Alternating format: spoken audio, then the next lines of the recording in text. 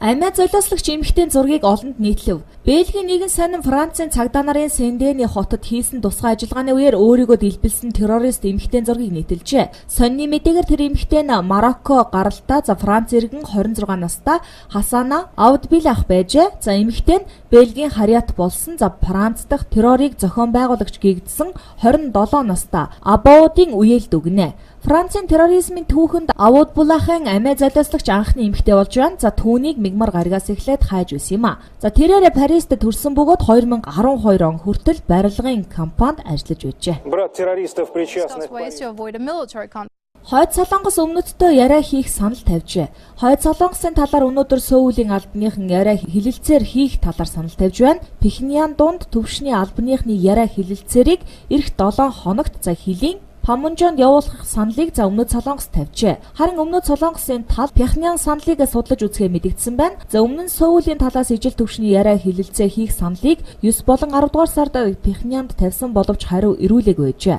Түүнчлэн өнгөрсөн 8 дугаар сард 2 Солонгосын сайд нар яриа хилэлцээр хийснээр хойгт үсэд байсан хурцтмал байдлыг намжаасан юм а. Уулзалтын үр дүнд дайнаар салсан гэр бүлүүд уулзаж хоорондын яриа хилэлцээг сэргээхээр тохиролцсон байна. Өмнөд Солонгосын 2 зэрэг өнгөрсөн 8 дугаар сард хилийн ойролцоо газрын тесрэх бөмбөгт өртөж шархтснаас хойгт хурцтмал нөхцөл байдал үүсэж байсан юм а. Хожим нөхцөл байдал намжсны дараагаар Өмнөд Солонгосын цэргүүд шархтсан хэрэгт Пхеньян өөрчлөлт гуйсан гэж Сөүлээс мэдээлсэн боловч умардын албаныхан үүнийг үгүйсгэж харамсал илэрхийлсэн төдий гэж залруулга хийж байсан юм а. Цагаан ордонд халтгаар занал хийлсэн байна. Исламын улс зэвсэгт бүлэглэл Америк нэгдсэн улсын цагаан ордонд халдлага үйлдэхээр занал хийллээ. Интернетээр цацсан видео бичлэгт Исламын хит даврагчид цагаан ордонд амиа золиослох эсвэл автомашинд тесрэх бөмбөг дэлбэлэх халдлага үйлдэхийг амлажээ. Түүнчлэн Францад илүү олон халдлага үйлдэхээр төлөвлөж байгаагаа мэдгдсэн байна. 6 минут үргэлжлэх занал хийлийн видеог Исламын улс бүлэглэлийн Ирак дахь дайчид цацсан байна. Өмнө нь Ислам улс бүлэглэл нь Америк нэгдсэн улсын Вашингтон болон Нью-Йорк хот болоод Оросын холбооны улсад халдлага дайралт хийхээр занал хийсэн юм. Гэвч Америк нэгдсэн улсын холбооны мөрдөх товчрооны дарга Америк нэгдсэн улсад Парист адил халдлага үлдэх ямар нэгэн бодиттой аюул занал хийлэл байхгүй гэдгийг мэдгдсэн байна. Сирия, Иракийн газар нутгийн нэлээд хэсэгт хямд тогтоосон Исламын улс бүлэглэл баасан гарагт Франц хотноо нэгэн зэрэг олон газар халдлага үлдэж 120 гаруй хүний амьд хүрсэн юм а.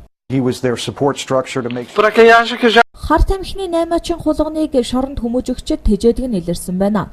Бразилийн шоронгийн хуйгууд хар тамхи тээвэрлэгт зарлагын үүрэг гүйцэтгэж байсан охтныг илрүүлсэн байна. Тэр хулганы сүүлэн жижигхэн уутан цартай хар тамхиг уйсан бөгөөд мэрэгч амтан хонглоор камер хооронд түгээлтэй хийж байсан гинэ. Энэ охтон камер хооронд дамжиж өнгөрөх гүүр маягаар ашиглаж байсан гэдгийг шоронгийн удирдлага онцлов. Тэд гялгар уутыг хулганы сүүлэнд уяад дараа нь хар тамхи зэрэг бусад эд зүйлийг нэг камераас нөгөө рүү тээвэрлэхэд ашигладаг байсан гэж шоронгийн дарга хэлж байгаа юм а. Охтон зорьсон газар ирэнгүүтээ хоригдол түүнийг эвтэйхэн барьж аваад сүүлнээс нь уйсан уяаг тайлж авдаг байна. Хуйгууд нэгжлийг явуулаад 29 уут морихон 23 уут кокаин хар тамхиг илрүүлжээ. Өдгөө тэд хяналтын камерын бичлэгийг үзэж байгаа бөгөөд хоригдлуудын чухам хинэн уг охтны эзэн байсныг тогтоохоор ажиллаж байгаа юм. Хөөрхийн хулганыг шоронгоос холгүй эрхчлөөтэй болгон тавьжээ.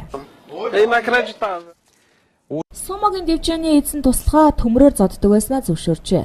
Японы мэргэжлийн сумо часан Казуки Ямамура өөрийн туслахыг байнга төмрөөр зодож дарамтлагдаг байснаа шүүх хурал дээр хүлээн зөвшөөрсөн талаар BBC уламжилж байна. Ямамура эдүгээ 31 настай туслахынхаа аманд алчуурч ихэд хумсрын зүүгээр хатгаж бүтэн хайрцаг Басаби амтлагч хүчээр идүүлж шүд нүдрүүн цохиж айлган сүрдүүлдэг байсан тухай мэдүүлсэн байна. Тэрээр энэ бүхнийг туслахынхаа хийсэн алдааг мэдүүлэхийн тулд үйлдсэнгийн туслах нь Ямамура хизээ нэгэн цагт өөрийг нь хөнөөхүй гэдгээс ямагтайдаг байснаа мэдүүлжээ. Ямамура их авраг Акухо даваа жаргалын харьяалагддаг Миягино дэвжээг удирддаг байсан байна. Түүний туслах энэ хэргийн талаар удаан хугацаанд олонд мэдээлэл хүсэж байсан хэдий ч авраг Хакухогийн нэр хүндэд цөргөөр нөлөөлөх гэж болгоомжлдог байсан тухайга хэлж байгаа юм а. Энэ бүх дуйлаар шууганы дараа Ямамура Японы сумо бүхийн холбооноос хөөгдсөн байна. Тэрээр 2007 онд сумогийн нэгэн дасгалжуулагч 17 настай хүүг зодож амь насыг нь хохироосон хэргээр 5 жил шоронд хоригдож хорих ялаар шийтгүүлж байсан удаатай юм а.